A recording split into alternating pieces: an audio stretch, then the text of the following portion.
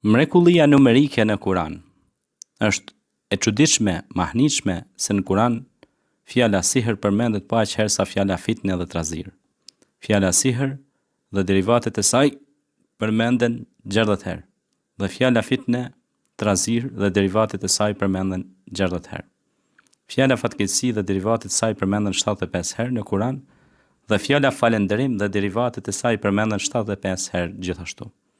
Fjala flori përmendet 10 herë dhe po kaq herë përsëritet fjala stoli dhe derivatet e saj dhe mes tyre ekziston një lidhje e ngushtë. Fjala tërmet dhe derivatet e saj përmendet 6 herë dhe fjala rrënoja përmendet 6 herë gjithashtu. Fjala borxh dhe derivatet e saj përsëritet 13 herë dhe po kaq herë përsëritet fjala varfëri dhe derivatet e saj.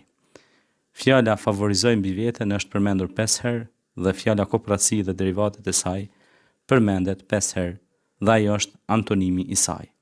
Fjala butësi përmendet 13 herë dhe po kaq herë përsëritet fjala ashpërsi, sertësi dhe derivatet e saj.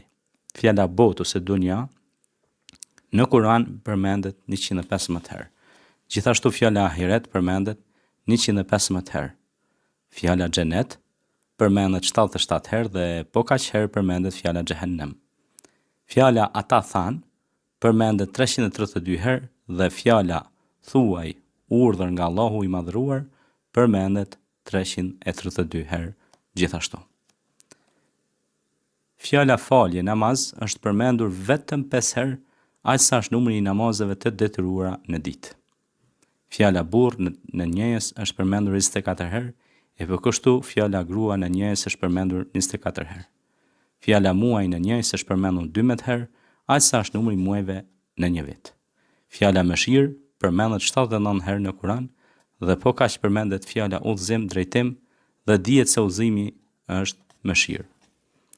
Mrekullia numerike e Kur'anit fisnik është një argument tjetër i saktësisë së Kur'anit dhe argument që ai është shpallja e Allahut. Pra shpallje nga Nuzulun min Rabbir Rahim, zbritje dhe shpallje nga Allahu Mëshirues. Kur'ani flet me gjuhën e epokës kohës. Ne jemi në epokën e numrave dhe llogaritjeve.